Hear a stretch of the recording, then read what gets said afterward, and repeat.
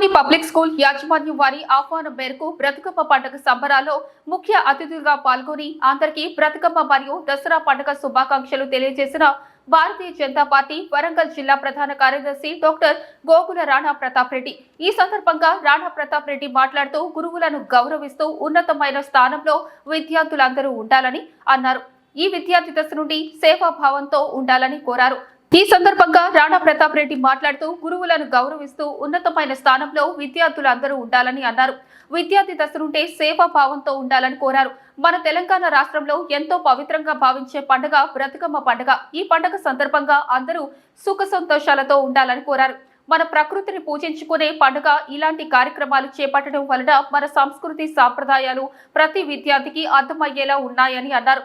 ఈ కార్యక్రమంలో parliament co convener కట్ల రామచందర్ రెడ్డి, పట్టణ అధ్యక్షులు గూడూరి సందీప్, నర్సంపేట మండల అధ్యక్షులు తనుకుల అంబేద్కర్, అచ్చా దయాంకర్, తాళ్లపల్లి రాము, కొంకిసవ్ విఘ్నేష్, చూలూరి మహేష్, ఠాకూరు విజయ్ సింగ్, కాసుల నరేందర్ బాబు, ఎత్తు కృష్ణంరాజ్, బానోతు రాజేందర్, బానోతు హర్షవర్ధన్ మరియు తదితరులు పాల్గొన్నారు.